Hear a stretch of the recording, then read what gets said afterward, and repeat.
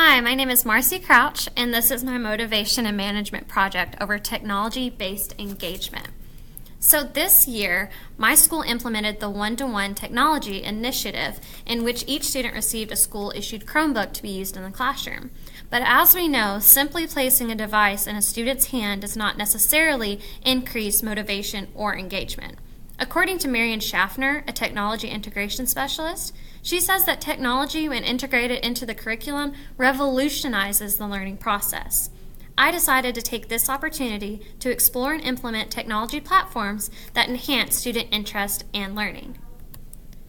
Before implementing technology and amplifying traditional lessons, I decided to contact my school technology specialist for technology platform recommendations. They suggested Nearpod, a classroom tool for teachers that engages students with interactive lessons. Nearpod offers many interactive features, several of which I'll show you momentarily. But according to a 2-year independent study at Dakota State University, Nearpod limits distraction during instruction by broadcasting content and interactive learning elements to student devices in real time. According to their research, implementing Nearpod increased scores by 20% compared to typical multitasking during a lecture. Plus, they discovered that when comparing a Nearpod lesson to a traditional classroom activity, approximately 50% of students said that they participate more, while about 40% learn more when using Nearpod. So my plan was to enhance my rhetorical analysis unit through technology, which involved converting some traditional lessons into Nearpod lessons.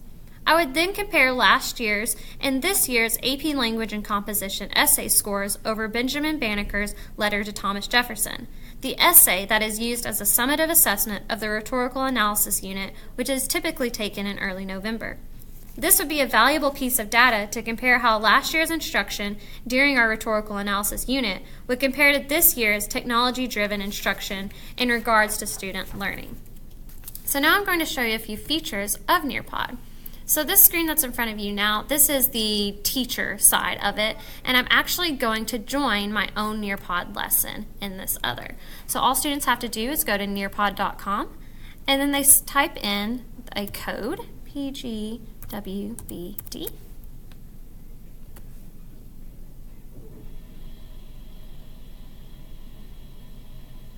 They can submit their name and join my session. So as I am controlling this interactive PowerPoint on my device, my students are seeing the second screen.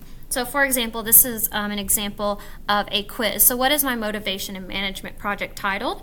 I could click technology-based engagement, click submit. It asks me if I want to. Yes, I do. And then on the teacher side, I see that this student, Marci Crouch, has submitted her answer and that it was correct. I can also share the class results anonymously, in which it gives the class a percentage. And then I can also see my answer compared to the class answer. Another feature of Nearpod is a collaborative slide.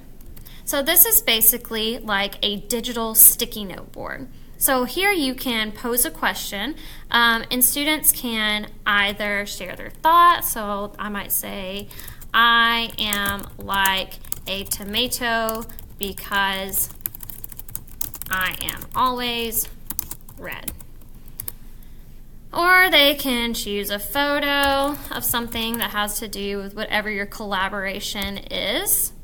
So I can save that, I can post it. And on this slide, on the student side, these all remain anonymous, but they can go through and like each other's posts. And teachers can also write and like posts as well and post that, and the students can see that. The next slide is an example of placing some type of medium and a poll question. So here is what you can see from your screen, and you'll be able to see all of your students down through here and their responses.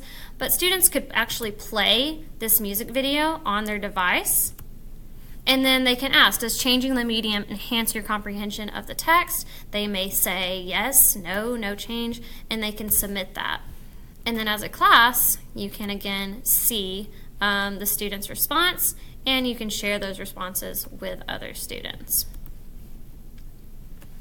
This is probably my favorite slide. It is a draw it board. So on this slide, you can upload any type of image. So I'm thinking really for science teachers, you could upload an image of a cell or something and have students identify parts of a cell, or for math teachers if they need to show their work. So here, I have given them a problem in which they must circle the subject, underline the verb, and put a square around the direct object.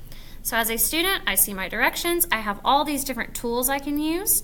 I'm just going to use the plain Jane pencil. I'm going to do it in green. So I need to circle the subject. So we know that she is the subject. I'm going to underline the verb and put a square around the direct object. Then I can submit this. And as a teacher, I'll give it a second. I can see that this student correctly identified that. So, and I can actually click on that and I can share that with other students so that I can say, oh, look, Marci did such a great job identifying the subject, the verb, and the direct object. And then I can unshare that and close. So here are my results.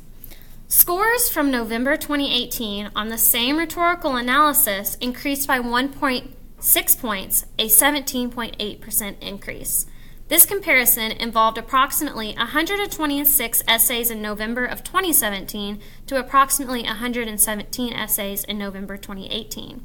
Compared to rhetorical analysis diagnostic scores using the same prompt both years, students last year increased 1.11 points from August to November 2017, while students this year increased 2.65 points from August 2018 to November 2018.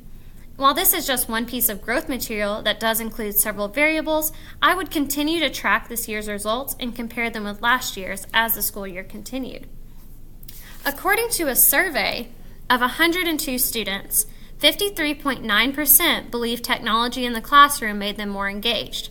52% believe technology in the classroom improved their learning, and 67.6% enjoyed Nearpod lessons more than traditional classroom instruction. According to my project facilitator's feedback, her overall reaction was that she thought the project was very relevant and timely and is likely to have a strong impact of students' learning and engagement. She believes that students gained an understanding of the importance of collaboration and communication in the learning process, and that the project improved student engagement and learning in the classroom. One improvement that she recommended was to continue to look for ways to incorporate technology so that it personalizes the learning process for all students. Here are my sources and my last slide. Thank you for listening and watching, and I really hope that you are able to implement Nearpod in your own classroom.